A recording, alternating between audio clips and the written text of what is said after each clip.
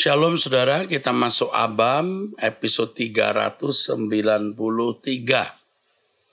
Pertanyaan pertama, Shalom Pak Eras, Pak saya mau bertanya. Mertua saya hartanya habis dijaminkan untuk membayar hutang ipar saya. Bahkan rumah tinggal kami juga termasuk Pak. Sekarang mertua meminta suami saya menjadi penjamin hutang miliaran untuk semua aset dia yang hampir disita bank. Jika tidak mau, kami dianggap durhaka, Pak. Kami harus bagaimana? Mengingat secara logika kami belum mampu karena masih muda, tapi kami disuruh tanda tangan untuk menyelamatkan mertua dan ipar saya tersebut. Mohon bantuannya banget ya, Pak, kami bingung. Saya tidak bisa jawab masalahnya, bagaimana hutangnya berapa, ya, saya enggak bisa jawab, ya, karena kasusnya harus jelas. Tanda tangan untuk jaminan. Barang apa yang menjadi jaminan atau bisa masuk penjara gara-gara ini? Lalu apa yang membuat bangkrut atau membuat hutang banyak ini? Apa yang dilakukan mertua dan ipar? Baik, nama saudara tidak bisa saya jawab. Nanti saya akan suruh pengacara kami atau konselor kami menelpon Anda. Ya, ini tidak bisa dijawab. Saya takut menjawabnya salah karena harus tahu kasusnya. Ya. Yang kedua, Shalom Pak, jika sebagai anak sudah melakukan kewajibannya untuk mengurus keperluan orang tua, khususnya disuruh ini dan itu oleh orang tua, sudah dipenuhi dan dilakukan selama bertahun-tahun, namun ternyata dimarahi oleh saudara-saudari kandung sendiri, dikatai persis seperti yang Bapak bilang tadi, karena kamu ambil alih. Dan itu mengingatkan saya atas apa yang dikatakan oleh saudara-saudari kami, dalam hal ini adalah suami istri.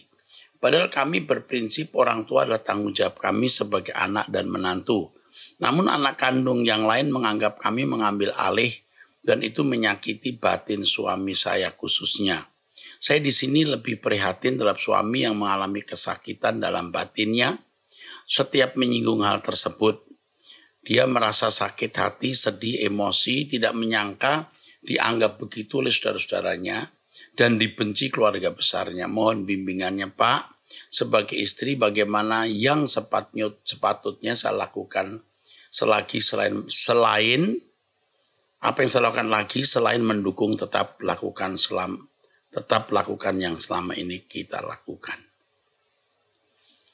Saya tidak tahu sampai keluarga mengatakan mengambil alih itu kenapa. Jadi ini orang tua punya persoalan mengurus keperluan orang tua, mau disuruh ini disuruh itu malah disalahkan oleh saudara-saudari. Mereka menyalahkan bisa karena bagian mereka diambil. Atau mereka merasa dipermalukan karena mereka tidak melakukan hal itu. Ya. Atau karena kebencian terhadap orang tua dan menganggap orang tua tidak perlu diperlakukan sebegitu istimewa. Saya menasehati minta pimpinan Roh Kudus. Jika Roh Kudus katakan kerjakan terus, jangan pedulikan apa kata orang. Melihara, menjaga orang tua itu wajib, mesti, harus, kudu, tidak bisa dihindari. Teruskan. Ya, teruskan menjaga orang tua. Ya. Jangan takut dikatai apapun. Yang penting Tuhan disenangkan. Dan Anda sedang menabung untuk kekayaan surgawi. Puji Tuhan. Yang ketiga, Shalom Pak Erastus, kebetulan saya dan suami terlahir sebagai sandwich generation. Sandwich generation itu maksudnya generasi yang mendapat dua tekanan, harus memelihara keluarga sendiri, juga harus memelihara dan memikul tanggung jawab orang tua seperti sandwich. Ya, dua roti yang menekan daging atau tuna, ya, dan sayur di tengahnya. Kami masih menanggung orang tua, sedangkan kami juga memiliki banyak hutang dikarenakan bangkrut sejak pandemi, dan kami masih berjuang untuk menghidupi anak kami. Kami punya satu anak, Pak, usia 2 tahun. Pak, saya ingin besok anak saya tidak menjadi sandwich generation. Apakah bisa ya Pak, dengan kondisi banyak hutang dan tanggungan orang tua, kami bisa memberikan hidup layak untuk anak saya kelak, sehingga anak saya tidak menanggung beban dari kami. Sedangkan untuk bayar asuransi aja belum bisa. Apa yang harus kami lakukan ya Pak? Saya melihat kamu tidak beriman. Kamu ini bicara seperti nggak ada Tuhan gitu. Dan kamu seperti dipojokkan di situasi di mana kamu harus menderita atau berbuat salah atau bisa tidak mampu bertanggung jawab. Jangan begitu. Ada Tuhan, ada Allah yang hidup. Kau pasti muda. Usiamu mungkin nggak lebih 30 tahun atau sekitar 30 tahun. Jalani hidup dari hari ke hari. Yang penting bisa makan, bisa membesarkan anak, lalu membantu orang tua sebisa-bisanya. Tidak mungkin engkau tidak bisa menyelesaikan masalah itu. Soal hari esok, jangan menarik hari esok yang kamu belum tahu masuk di hari ini. Kalau seandainya suatu hari anakmu menjadi sandwich generation, itu pun nggak masalah. Sebenarnya sandwich generation itu bukan suatu yang aib loh. Anak itu harus memikul beban orang tua dan anak itu juga memikul anaknya sendiri. No problem. Sedangkan untuk bayar asuransi aja belum bisa. Ya, nggak usah asuransi dulu. Ya. Tapi kalau mau asuransi ya asuransi juga yang tidak mahal. Jadi kalau belum bisa asuransi ya enggak apa-apa. You masih so young, usia anakmu baru 2 tahun. Loh kamu kok kayak orang kebakaran jenggot begini loh. Ya jangan gitulah nak, ini kau wanita nih. Kamu seperti marah dengan situasi, walaupun gak marah sekali, seperti gak suka dengan kondisi ini. Jangan nak ya. Percaya Allah menyertai kamu. Kalau kamu terus memandang Tuhan, hidup benar, menjadi anak-anak Allah yang baik, tidak mungkin kamu dipermalukan. Saya sudah tua. Saya juga melewati hari-hari pahit dan pedih dan kekurangan dan lain sebagainya.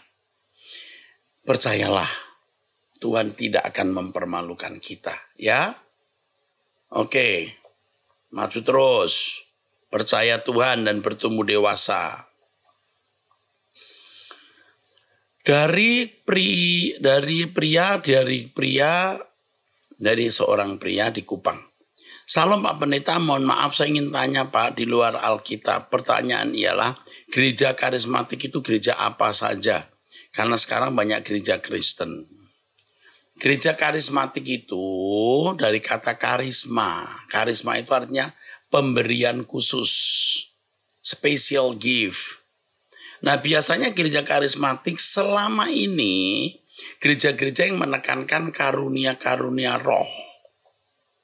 Bahasa roh, penglihatan, mujizat itu biasanya gereja-gereja yang menekankan mujizat dan karunia-karunia roh.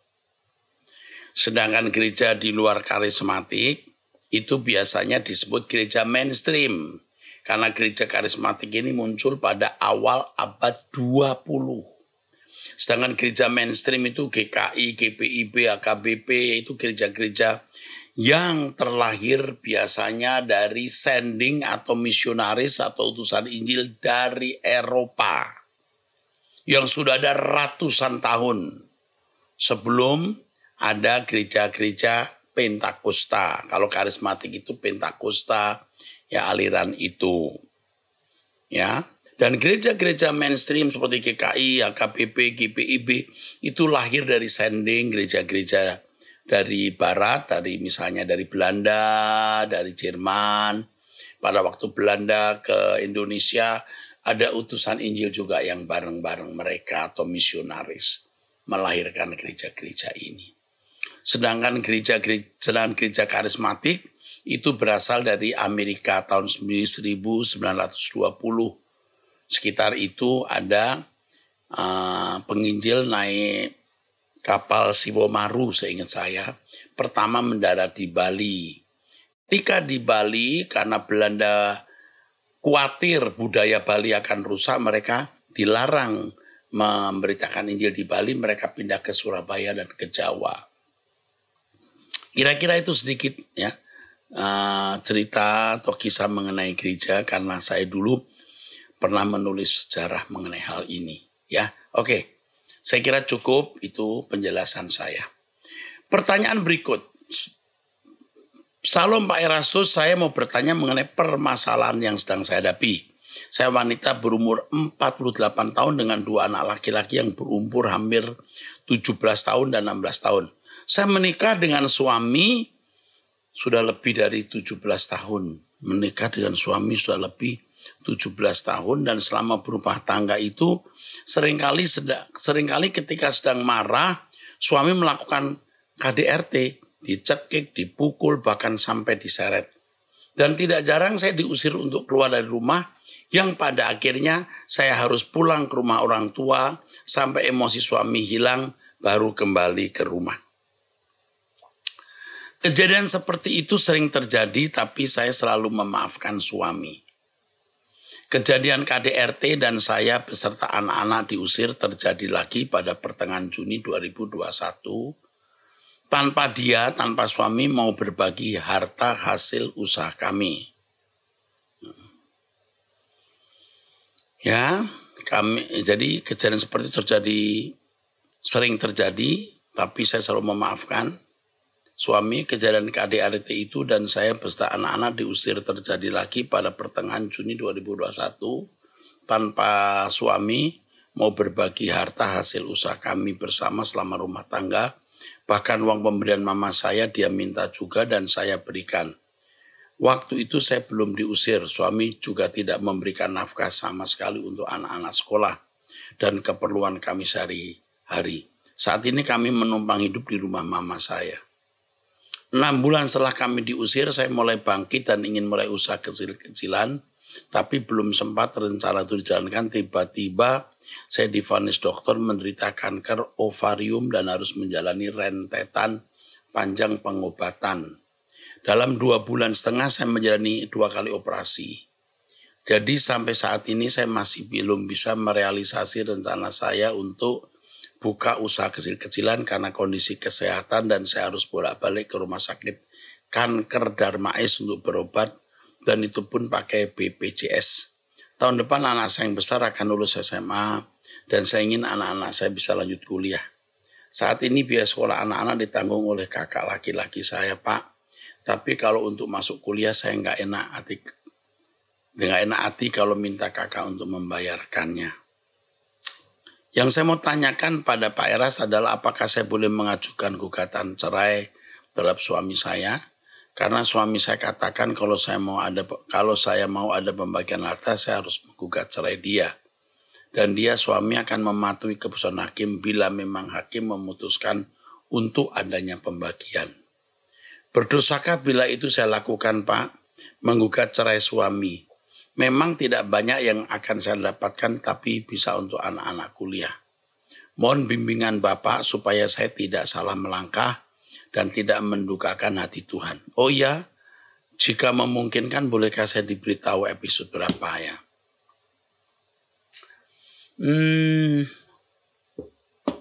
Mungkin kamu akan didampingi oleh seorang konselor wanita ya. Ya, saya prihatin sekali ya. Tapi kamu jangan takut, Tuhan akan memberi jalan anakmu kuliah. 100% Tuhan akan buka jalan anakmu kuliah. Yang kedua, jangan minta cerai suami. Gantung saja. Ingat, gantung saja. Ya. Mungkin dia nggak lama lagi hidup. Ya. Kita tidak tahu, tapi Tuhan pasti bertindak. Kalaupun dia hidup, dia tidak akan hidup dengan nyaman. Kejahatannya akan dia tuai. Ya. Aku sedih ya, saya sedih kamu kena kanker ovarium ini. Jadi kamu akan didampingi oleh seorang konselor wanita. Tetap ikut terus di Truth ID, dengar khotbah saya, doa bersama, doa pagi ya, puasa bersama.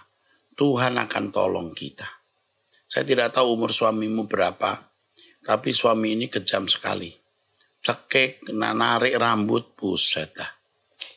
Dengan usia seperti ini kamu diperlakukan dan di depan anak-anak diusir tanpa berbagi. Dia pikir Tuhan ini tidak ada, ya. Dia pikir itu nggak ada hakim. Kamu sabar saja, ya. Dengan hati lapang ampuni dia, biar urusan dia dengan Tuhan. Jangan gugat cerai. Jalani usaha kecil-kecilan yang kamu rencanakan, lakukan. Nanti konselor yang akan menelpon kamu akan menasehati kamu. Pasti banyak pernik-perniknya, ya. Saya sangat ikut susah, ya. Tuhan menyertai kamu. Tuhan melindungi kamu. Dan percayalah 100% anakmu akan bisa kuliah. Pertanyaan yang berikut yang ke-6. Salam Pak Eras, saya pria usia 42 tahun dan saya sudah mengagumi pengajaran Pak Eras dari umur saya 20-an. Wow, sudah 22 tahun dong ya. Sebelumnya saya ingin berterima kasih Gereja Rehoboth Duta Merlin telah memberikan konseling ke istri saya yang berasal dari agama non-Kristen. Dan terima kasih juga untuk Pak Eras yang memberkati pernikahan kami di tahun 2007. Wow, saya pasti lupa ya. Banyak yang tentu saya telah berkati pernikahannya. Saat ini saya ingin bertanya bagaimana menjadi suami yang baik karena selama ini saya merasa sudah menjadi suami yang baik untuk istri dengan menafkahi istri, tidak pernah selingkuh, tidak pernah melakukan KDRT, selalu mengucapkan kata-kata sayang tiap hari dan lain-lain. Tapi saat suatu hari istri pernah curhat sambil menangis ke saya perihal sakit hatinya kepada saya yang membuat dia luka batin sampai sekarang, yaitu sikap cepat marah diiringi kata-kata kasar yang membuat istri saya sangat ketakutan, perilaku posesif yang melarang istri saya ketemu keluarga dan orang tuanya. Dalam kurung hal ini mungkin didasari dari dendam saya ke keluarga istri karena tidak merestui dan menentang hubungan kami karena perbedaan agama. Saat mendengar tersebut saya merasa terpukul karena saat saya melakukan hal tersebut tidak saya sadari telah sangat jahat terhadap istri, melebihi dari suami yang sering ringan tangan. Saya sudah meminta maaf ke istri perihal perilaku saya tersebut, tapi saya yakin permintaan maaf saya tersebut tidak akan menyembuhkan trauma yang istri alami. Langkah pertobatan saya adalah dengan 1, membatasi ucapan saya tiap hari karena saya takut salah berucap lagi dan menyakiti perasaan istri kembali. 2, setiap ada perilaku atau perkataan istri yang bisa memicu emosi saya bisanya saya akan masuk kamar atau keluar rumah sampai emosi mereda. Walaupun 2 hal tersebut sudah saya jalani 5 tahun terakhir ini, tapi kenapa dalam hati saya merasa yang saya lakukan tersebut belum cukup baik. Saya sering membawa hal ini ke dalam doa pribadi untuk dapat pengajaran untuk menjadi suami yang baik. Tapi setiap mengingat kata-kata curhatan istri membuat perasaan bersalah tersebut kembali membebani hati saya. Yang pertama, istrimu kemungkinan besar memang sudah sakit sebelum menikah. Hatinya rentan terhadap perkataan kasar, hatinya rentan terhadap perilaku yang melukai. Jadi hatinya itu lembek dan rentan. Kamu tidak peka. Dan ketika kamu memperlakukan dia seperti ini, itu lukanya sangat dalam. Jadi selama berapa tahun ini?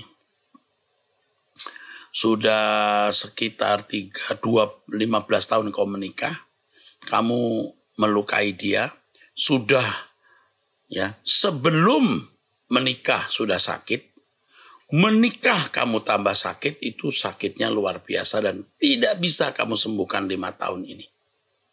Belum bisa. Jadi sudah benar membatasi ucapan, sudah benar minta maaf itu sudah benar harus. Yang kedua membatasi perkataan, bahkan jangan sekalipun mengucapkan kata yang salah. Ketiga, ketika perlakuan istri memicu emosi, jangan keluar rumah. Menghindar dengan masuk kamar, keluar rumah, itu salah, keliru. Tetap di tempat tetapi tidak merespon. Anda sakit hati karena istri mengucapkan perkataan atau berperilaku yang melukai, Anda keluar. itu tambah menyakiti. Itu salah. Justru you tetap di situ tapi membalas dengan diam, dengan pengertian. Bukan masuk kamar atau lari.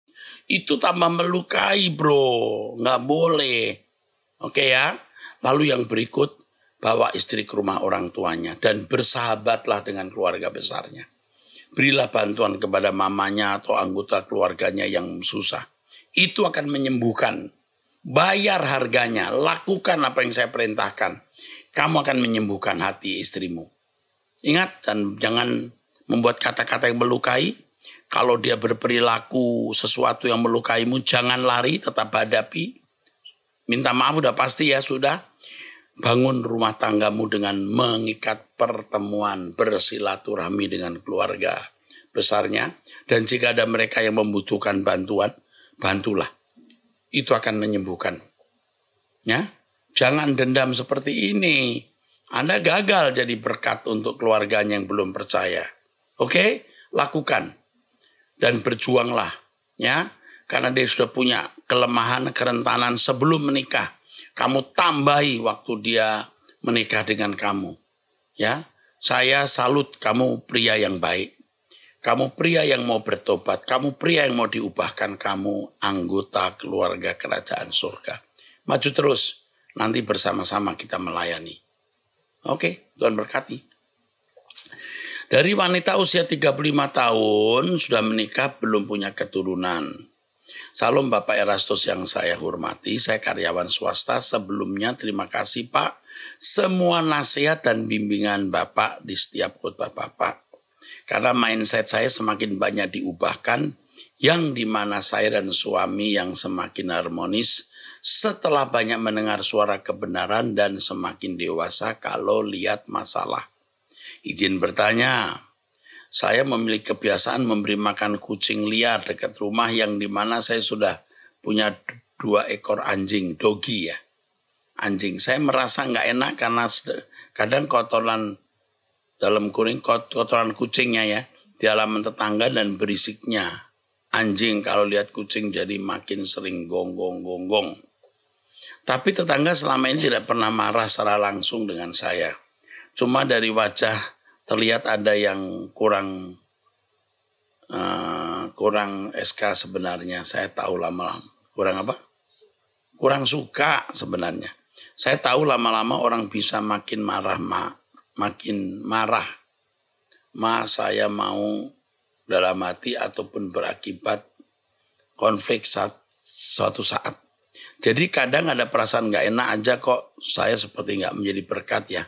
Tapi saya susah melepaskan kebiasaan untuk tidak kasih makan kucing liar dekat rumah. Padahal suami saya sudah nasihatin kalau mau kasih makan jangan dekat rumah.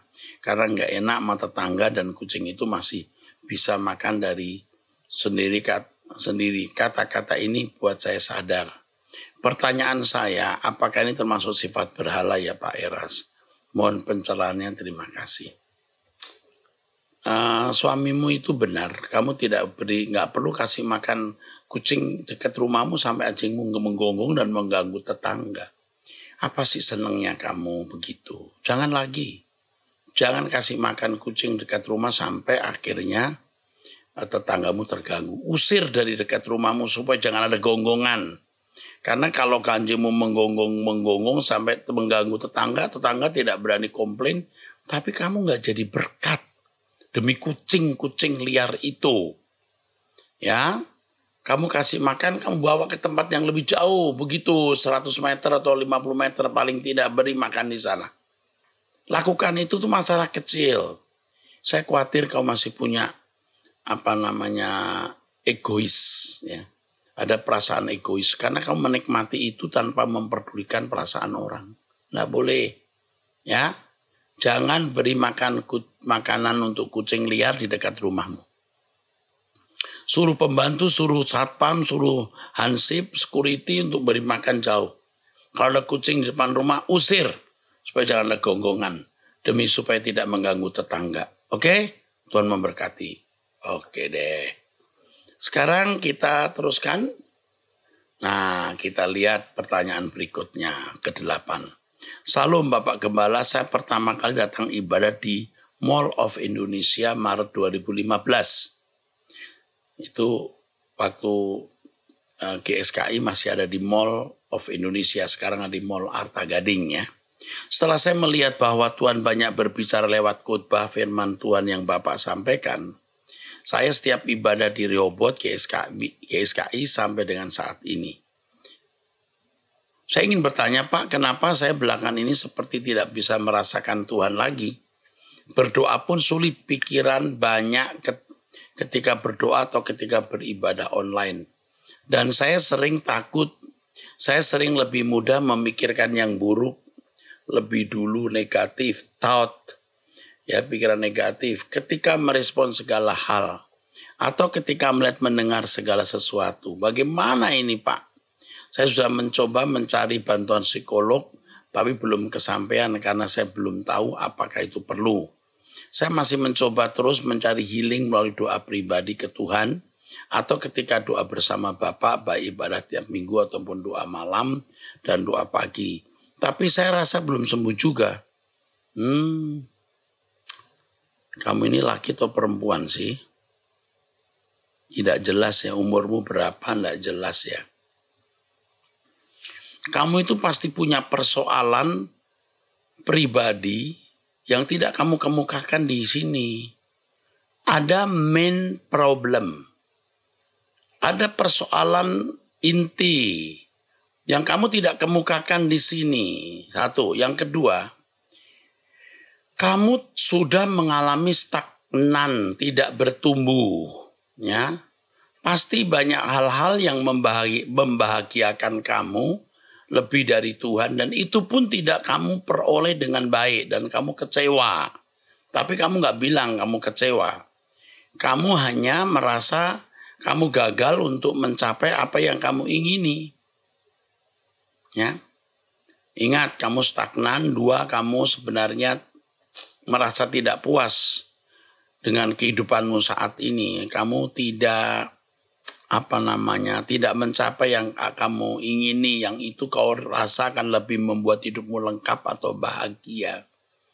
Yang ketiga, saya ulangi, kau punya persoalan pribadi yang tidak kamu kemukakan di sini.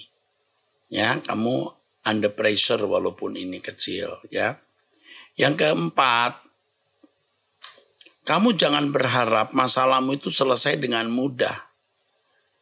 Kamu harus benar-benar mengurai satu persatu apa ya yang jadi inti masalah. Dan kamu membutuhkan konseling ini sebenarnya. Kamu punya masalah pribadi yang cukup rumit. Ya. Nggak bisa healing ministry tanpa diurai masalahnya. Makanya kamu seringkali negative thoughts atau negative thinking. Tetapi untuk sementara, perhatikan dengan serius khotbah saya. Jangan tidak serius. Berdoa bersama-sama ya dengan saya. Ya. Kamu uraikan dulu masalah intimu apa. Dan dosis yang terbaik yang saya mau berikan kepadamu, jangan mengharapkan kebahagiaan dunia ini. Saya tidak tahu kamu sudah menikah atau belum. Ya, mungkin usia kamu ini berapa ya? 35, 40? Pasti ini kamu punya masalah-masalah pribadi ini ya. Oke, kamu punya kekusutan ini. Kusut hidupmu. Ya kalau begitu nanti Pendeta Riko akan teleponnya. Nanti akan coba kamu terbuka ya. Kami bimbing, kami dampingi hidupmu ya. Oke, saudara sampai di sini episode ini. Sampai bertemu di episode yang akan datang. Jangan lupa mensubscribe Truth ID. Menekan gambar lonceng, memberi tanda like dan men-share. Jangan lupa doa bersama setiap pagi jam 5. Tuhan memberkati.